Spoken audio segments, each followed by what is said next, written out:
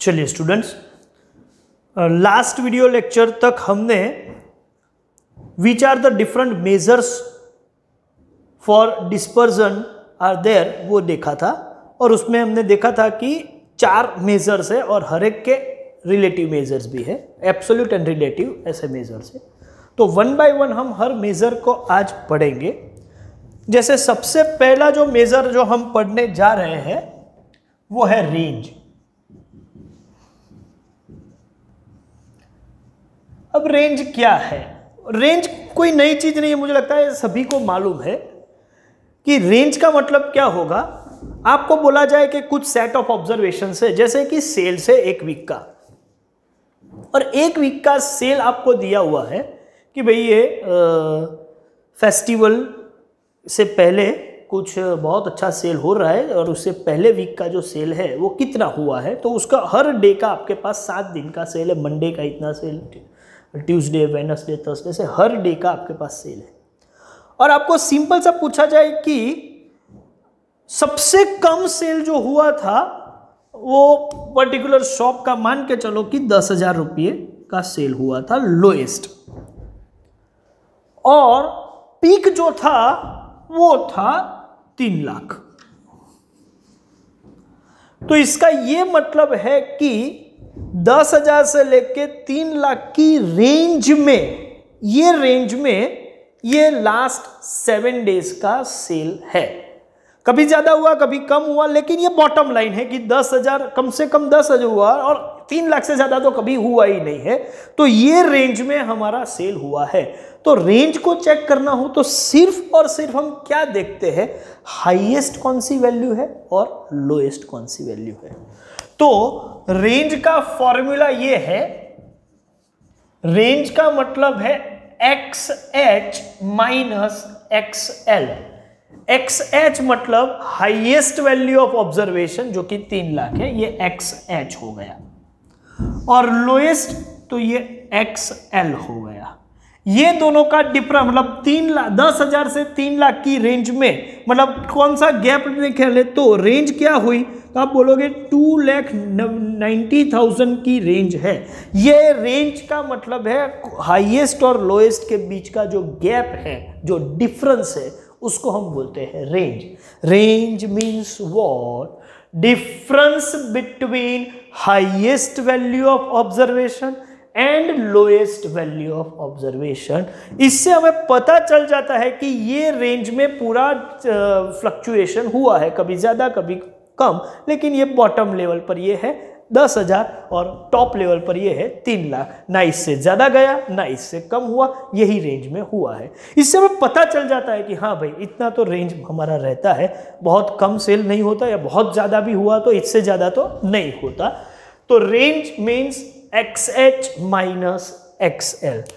और इसी को कंपेयर करना हो किसी और दुकानदार की सेल के साथ, ठीक है, तो कंपैरिजन सिर्फ इससे नहीं हो पाएगा। कंपैरिजन के लिए हमें चाहिए क्या भाई, रिलेटिव मेजर, जिसको हम बोलते हैं कोएफिशिएंट ऑफ रेंज।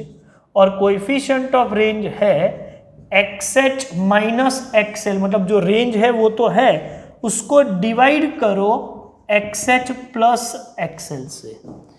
तो XH minus XL upon XH plus XL। हाँ, इसी को कोएफिशिएंट ऑफ रेंज बोलते हैं। हाँ, इसको मैं सर 100 से मल्टीप्लाई करूं तो कोएफिशिएंट ऑफ रेंज परसेंटेज में आएगा, ये यूनिट बेस पर है, हम इसी को बोलेंगे। अभी परसेंटेज में कन्वर्ट इसको ज्यादातर करते भी नहीं है, प्रैक्टिस ये नहीं है। प्रैक्टिस यही है कि हम स्टैंडर्ड डेविएशन को परसेंट के रिलेटिव मेजर को परसेंटेज में कन्वर्ट करने की ज्यादा प्रैक्टिस है। क्या है वो हम बाद में वैसे भी देखने वाले हैं। तो रेंज तो काफी सिंपल हो गया भाई। रेंज का मतलब क्या है, simple sir, highest value of observation और लोएस्ट वैल्यू ऑफ ऑब्जर्वेशन के बीच का गैप, डिफरेंस निकाल दो। और कोएफिशिएंट ऑफ रेंज जो है वो हाईएस्ट वैल्यू और लोएस्ट वैल्यू का गैप, मतलब रेंज के डिवीजन में दोनों ऑब्जर्वेशन का समेशन कर दो, तो हाईएस्ट और लोएस्ट का, तो आपको कोएफिशिएंट ऑफ रेंज मिल जाएगा। बहुत ही सिंपल है, लेकिन आप ध्यान से देखो तो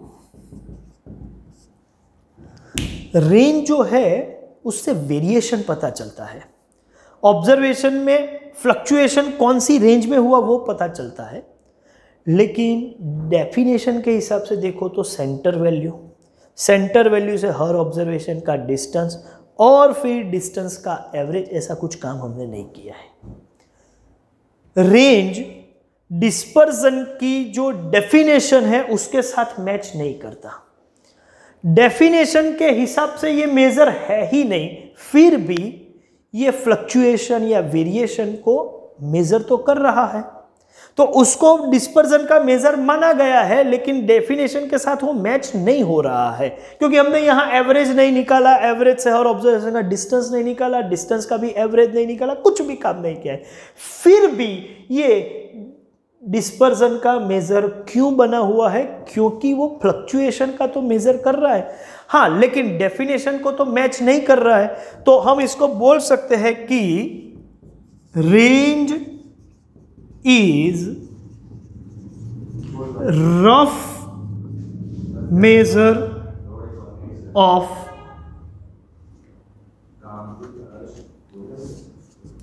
dispersion. It's a rough measure. क्यों रफ मेजर है? क्योंकि डेफिनेशन के साथ मैच नहीं कर रहा है, हाँ, लेकिन वो वेरिएशन फ्लक्चुएशन को मेजर कर रहा है, तो डिस्पर्जन का मेजर मान लेते हैं, लेकिन ये रफ है, प्योर नहीं है, परफेक्ट मेजर नहीं है, डेफिनेशन के साथ सेट नहीं हो रहा है। अच्छा, दूसरा एक चीज आप बोल सकते हो कि रेंज जो है इज द सिंपलेस्ट मेजर, हाँ, वो बराबर है ऑफ कोर्स ऑफ डिस्पर्जन। क्यों? क्योंकि इसमें कुछ ज्यादा है नहीं भाई, हाईएस्ट और लोएस्ट वैल्यू निकाल दो और उसका डिफरेंस निकाल दो। इसको मैं डिफाइन भी कर दूं कि XH का मतलब होगा हाईएस्ट वैल्यू ऑफ ऑब्जर्वेशन और XL का मतलब होगा लोएस्ट वैल्यू ऑफ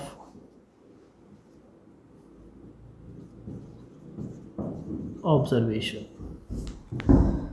तो रेंज से हमें इजीली पता चल जाता है, और ये सिंपल है, कोई भी लेमैन भी इसका यूज कर सकता है।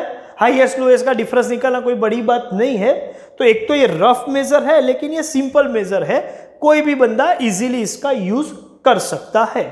तो एक पॉइंट है range is rough measure of dispersion, और दूसरा है कि is the simplest measure, simple to understand है, इजी टू कैलकुलेट है ऑफ डिस्पर्जन। तो ये तो रेंज के बारे में थोड़ा सा बात हुआ। अब मैं आपको बताऊं कि रेंज के केस में सिर्फ ये 2 पॉइंट नहीं है। हमको लगेगा कि ये डिस्पर्जन का रफ मेजर है, लेकिन क्यों? लेकिन ये यूज होता है, प्रैक्टिकली यूज होता है, डेली लाइफ में भी यूज होता है। जैसे कि मैं आपको बताऊं कि जहां वेरिएशन स्मॉल होते हैं, बहुत ज्यादा नहीं होते हैं, उस जगह पर रेंज ज्यादा यूजफुल मेजर है। जैसे कि डे टेम्परेचर, आपको मालूम है, आप डेली न्यूज़ देखते हो और वेदर रिपोर्ट आता है, तो टेम्परेचर का जो वेदर रिपोर्ट में जो इन्फॉर्मेशन देते हैं, वो हर सिटी का आज के दिन में हाईएस्ट कितना टेम्परेचर रहा, लोएस्ट कितना रहा, इतना बता देते हैं। बाकी सब चीज़ें बताने की जरूरत नहीं है, पता चल जाता है कि ये रेंज में हुआ है। हाईएस्ट और लोएस्ट पर ही हम ध्यान देते हैं, ध्यान से देखना, और यही आपको रिपोर्ट में भी बताया जाता है।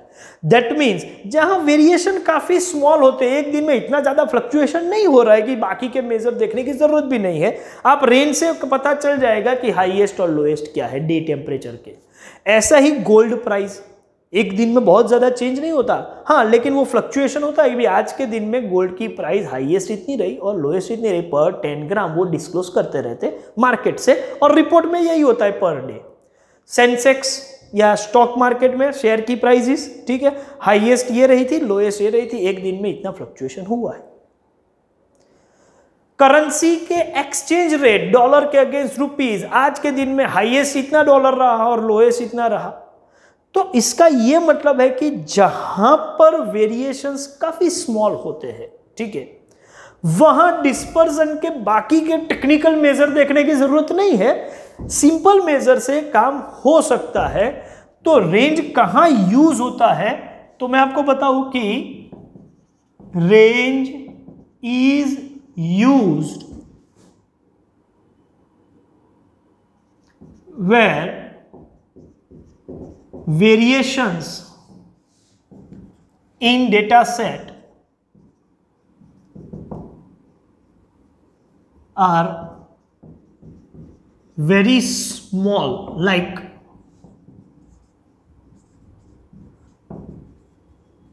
day temperature या फिर गोल्ड प्राइजेस,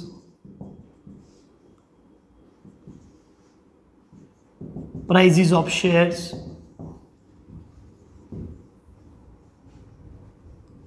या exchange rates of currency,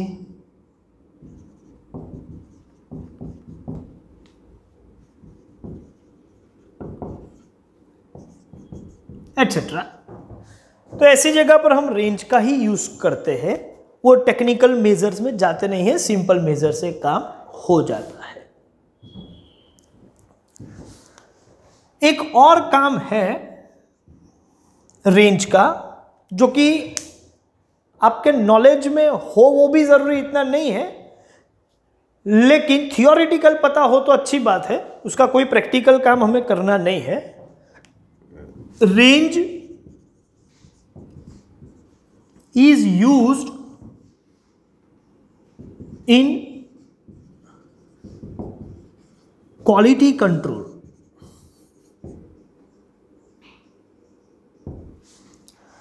quality control में कंट्रोल चार्ट्स प्रिपेयर करते हैं, जिसमें एक चार्ट होता है रेंज चार्ट, आर चार्ट जिसको बोलते हैं।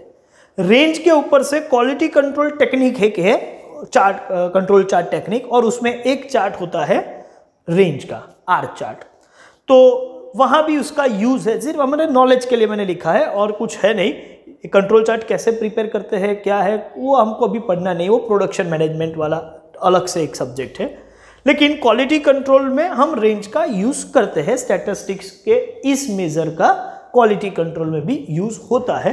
अभी इतना नॉलेज हो तो चलेगा, इससे ज्यादा देखने की जरूरत नहीं है। अब हाईएस्ट वैल्यू ऑफ ऑब्जर्वेशन और लोएस्ट वैल्यू ऑफ ऑब्जर्वेशन की जब बात होती है तो रॉ डेटा में तो इजीली पता चल जाएगा। डिस्क्रीट डेटा में वेरिएबल और उसका अगेंस्ट फ्रीक्वेंसी, लेकिन वेरिएबल मतलब एक्स की वैल्यू में हाईएस्ट और लोएस्ट इंडिविजुअल है वेरिएबल, तो वो भी पता चल जाएगा।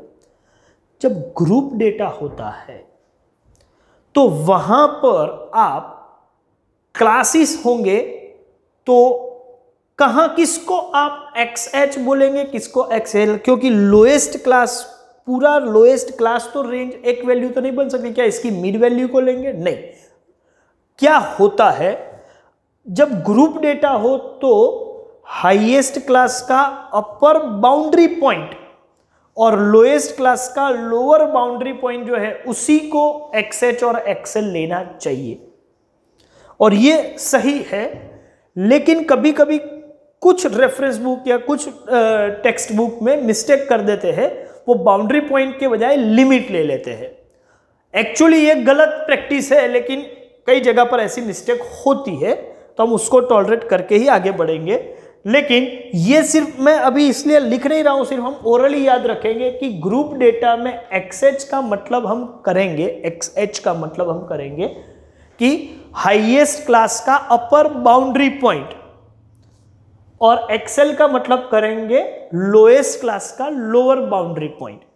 और जब गैप हो, इंक्लूसिव हो, तो आपको पता है बाउंड्री पॉइंट में 0.5 हम एडजस्ट करते हैं, तो वो करना चाहिए।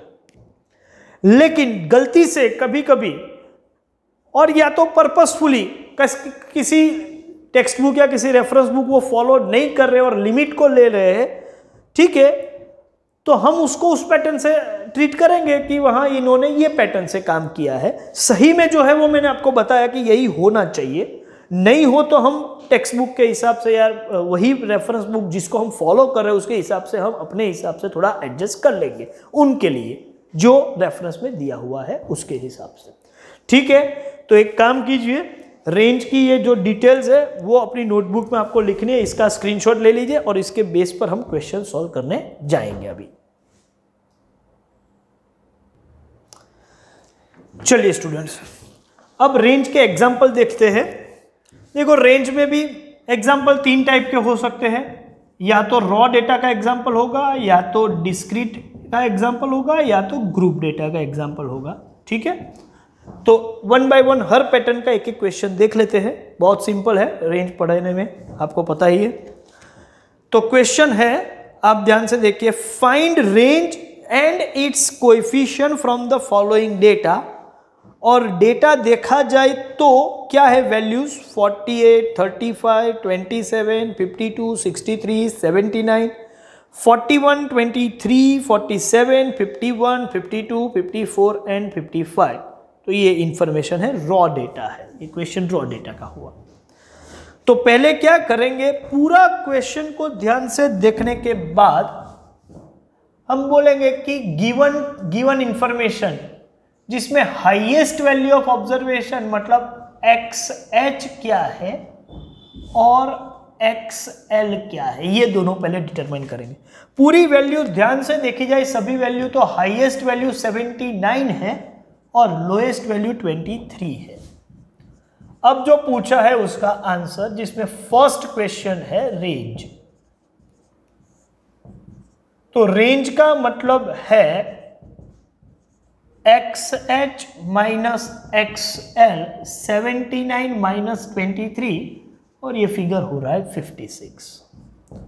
और दूसरा क्वेश्चन है कोएफिशिएंट ऑफ रेंज, जो कि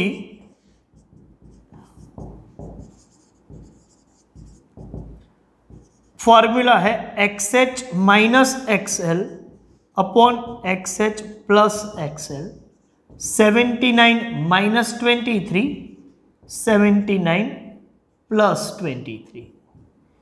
चलो 79 माइनस 23 तो 56 मालूम है, लेकिन 79 प्लस 23 करेंगे तो वो आएगा कुछ 102। 56 डिवाइड बाय 102 जब आप करोगे तो वो फिगर हो रहा है 0.55। तो ये आपका range and coefficient of range काफी सिंपल है। ठीक है, अब इसका स्क्रीनशॉट ले लो और हम एक और पैटर्न का क्वेश्चन देखते हैं उसके बाद में, डिस्क्रीट वाला। ठीक है, इसका स्क्रीनशॉट ले लीजिए। नेक्स्ट क्वेश्चन एक देखते हैं जो डिस्क्रीट का है। Find range and it's coefficient, size and frequency. अच्छा, तो यहां पर भी वही काम करना है हमें। साइज एंड फ्रीक्वेंसी में फ्रीक्वेंसी तो कितनी बार ऑब्जर्वेशन रिपीट होता है, लेकिन ऑब्जर्वेशन की वैल्यू जो है वो साइज है। तो हाईएस्ट वैल्यू और लोएस्ट वैल्यू क्या है, तो डेटा में है कि साइज ऑफ आइटम 2, 8, 10, 12, 15, 18, और उसके अगेंस्ट उसकी फ्रीक्वेंसी है 8, 10, 15, 32, 18, 12। तो हाईएस्ट फ्रीक्वेंसी नहीं देखेंगे, हाईएस्ट वैल्यू देखेंगे। तो साइज में हाईएस्ट वैल्यू 18 है और लोएस्ट वैल्यू 2 है। अब इसके बाद सीधा सा काम है, रिक्वायरमेंट नंबर 1 वो है रेंज। और आपको पता है कि रेंज का मतलब होता है XH माइनस XL 18 माइनस 2, ये आएगा 16। और दूसरी रिक्वायरमेंट है कोएफिशिएंट ऑफ रेंज, और कोएफिशिएंट ऑफ रेंज जिसका फॉर्मूला है XH minus XL upon XH plus XL, that means 18 minus 2 upon 18 plus 2। 18 minus 2 16 होगा और 18 प्लस 2 20।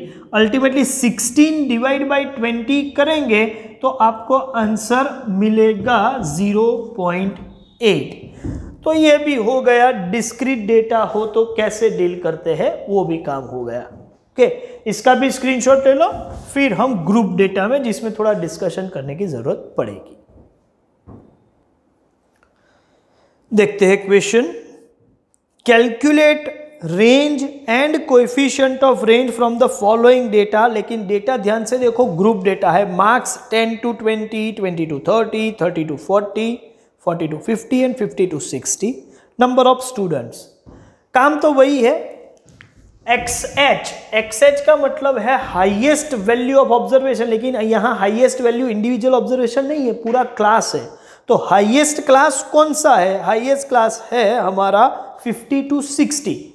तो 10 to 20, 20 to 30, 30 to 40, 40 to 50 and 50 to 60 में हाईएस्ट क्लास 50 to 60 का अपर जो पॉइंट है वो 60 है, अपर बाउंड्री पॉइंट वो 60 है, या अपर लिमिट 60 है, तो XH हो जाएगा 60। और यहाँ लोएस्ट क्लास जो है 10 to 20, उसका लोअर लिमिट जो है या लोअर बाउंड्री पॉइंट जो है वो 10 है।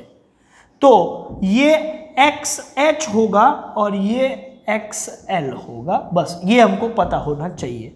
अब ये इसके बाद का काम तो बहुत ही सिंपल है, फिर भी मैं सॉल्व कर दूं। 60 - 10 ये आएगा 50, और यहाँ 60 - 10 और 60 + 10, तो ये 50 / 70 करेंगे तो ये फिगर होने वाला है 0.71।